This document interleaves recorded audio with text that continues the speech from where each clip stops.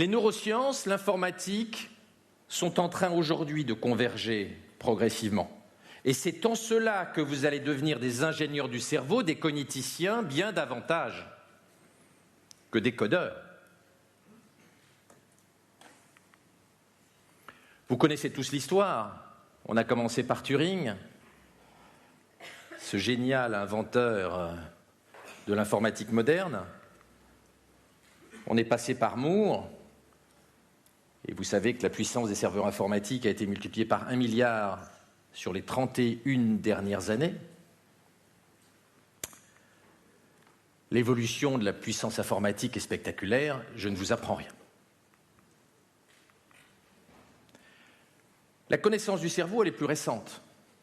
L'homme neuronal, Changeux, c'est il y a 30 ans, et puis Edelman, la découverte de comment fonctionnent l'âme et la conscience et comment l'âme est produite par les neurones, c'est 92. Edelman a eu le prix Nobel. Les croyants ont été très choqués, bouleversés. Beaucoup d'ailleurs refusent de croire aujourd'hui encore que c'est le neurone qui produit l'âme et non la transcendance. On ne parlera bien plus tôt d'informatique. On parlera de cognitique, de science du cerveau, et l'informatique ne sera qu'un petit morceau de la cognitique. Un cerveau, c'est un ordinateur fait de viande, avec un mode de fonctionnement un peu particulier, mais qui, in fine, est un mode de fonctionnement binaire quand même. Le neurobusiness, c'est bien sûr d'abord lire le cerveau, comprendre, avec des électrodes ou sans électrodes. C'est le métier historique de Google. C'est aussi aider le cerveau, nous aider à retenir des choses, nous aider à nous orienter, nous aider à stocker. Puis renforcer le cerveau. Et puis après, fabriquer du cerveau biologique, et on va voir que c'est quelque chose qu'on commence à faire, de fabriquer du cerveau en éprouvette, et puis de fabriquer du cerveau siliconé, c'est l'intelligence artificielle. Nous ne sommes qu'au début de l'intelligence artificielle, mais le XXIe siècle est encore long. C'est également réparer le cerveau, sélectionner les cerveaux, interfacer le cerveau avec des composants électroniques, ce qu'on appelait jadis cyborg,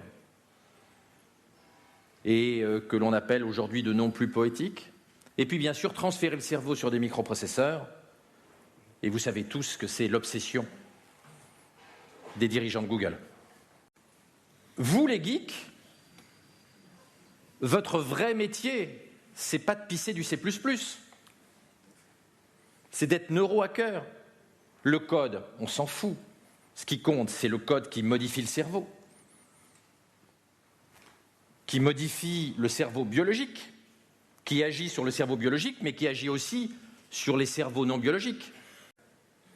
Vous êtes fondamentalement des neurohackers, et je suis étonné qu'une profession aussi moderne et aussi prospective que vous l'êtes n'ait pas encore compris qu'elle va devoir s'intéresser à la neurologie et aux sciences du cerveau, et que son métier va radicalement changer parce que la fabrication du code traditionnel va être très largement autonomisée.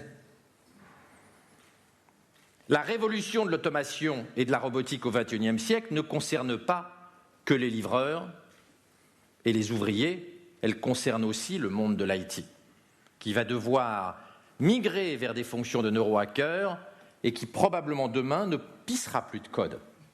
Pisser du code n'étant pas du tout péjoratif, je suis comme vous un geek, donc c'est très noble de pisser du code.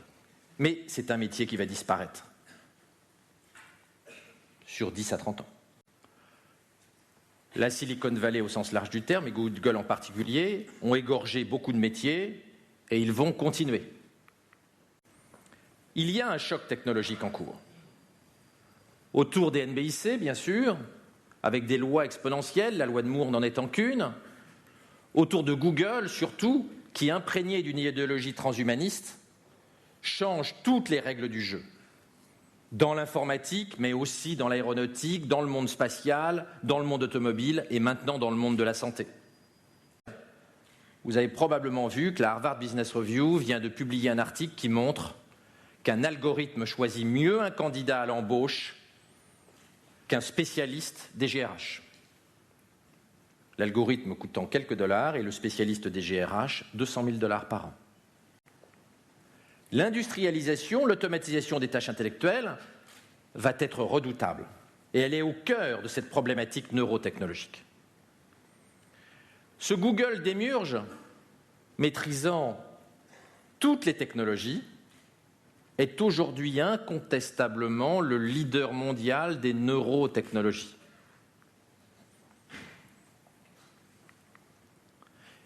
Il n'y a pas de complot, il n'y a pas d'agenda caché. Le Googlestan, ce n'est pas un pays, ce n'est pas une contrée. Le Googlestan, c'est notre cerveau.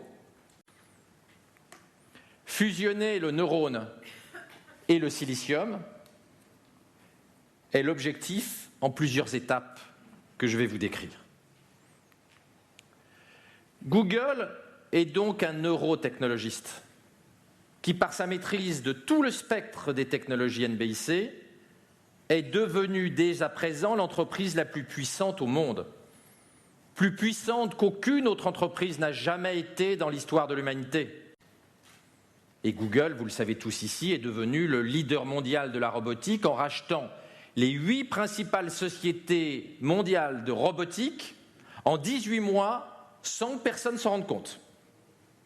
En préemptant tous les meilleurs ingénieurs de robotique, sans que la concurrence s'en rende compte, sans que General Electric s'en rende compte. La dernière étape, c'est d'assurer une conscience éternelle, et c'est l'ensemble des travaux que mène Kurzweil, l'ingénieur en chef de Google, sur l'upload cérébral, c'est-à-dire d'assurer l'immortalité de l'âme en transférant le contenu cérébral sur des circuits intégrés. Troisième étape, la réalité augmentée. La Google Glass, c'est de la neurotechnologie, ce n'est pas de l'informatique. Ça vous envoie les informations directement sur la rétine. Et vous savez, la rétine, ça fait partie du cerveau, ce que les gens ne savent pas. Les cellules rétiniennes sont des neurones.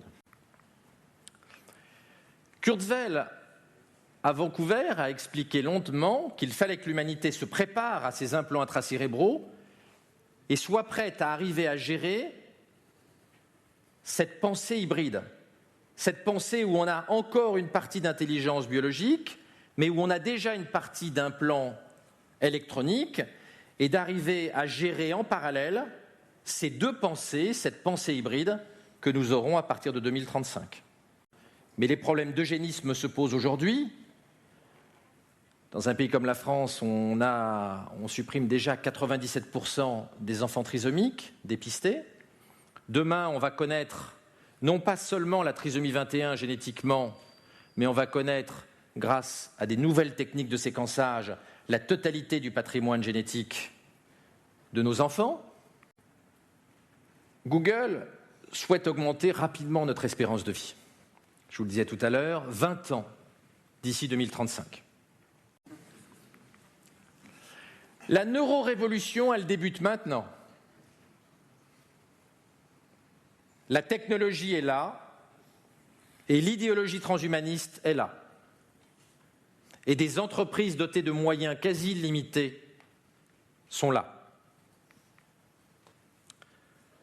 Le projet de Google, finalement, c'est de s'appuyer sur les NBIC pour développer une vision transhumaniste de l'humanité, neurotechnologique, avec un vrai messianisme politique. Le business n'est pas le problème. Le problème, c'est changer l'homme.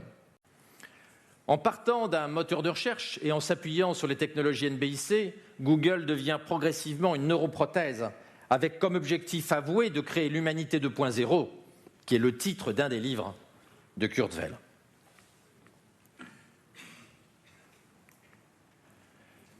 Google est plus proche d'une église que du Nasdaq. C'est davantage un projet politico-philosophique qu'un projet managérial. Ce siècle est vertigineux. Bien sûr, nous pourrions peut-être espérer qu'il y ait un nouveau tremblement de terre à San Francisco, comme au début du siècle dernier, et que la Silicon Valley soit rayée. mais cela ne ferait que retarder l'utilisation de ces technologies de quelques années. Cela ne changerait pas grand-chose à notre rendez-vous avec la technologie. Il y a là une espèce de neuro-guerre géopolitique en puissance, perdue d'avance par ceux qui refuseraient la sélection, quoi qu'on y pense d'un point de vue moral et politique. Est-ce la mort de l'homme 1.0 ? Est-ce la mort, sans doute, du clivage droite-gauche pour laisser la place à un clivage bioconservateur contre transhumaniste ? Humain 1.0 contre humain 2.0 ? En tout cas, des inquiétudes se font jour aujourd'hui. Cette fusion de la vie, du cerveau et de la technologie, ce cerveau Google Inside, ce trou noir technologique qui nous attire vers un futur auquel nous n'étions pas préparés, car nous ne sommes pas préparés à cette évolution-là, est particulièrement troublant.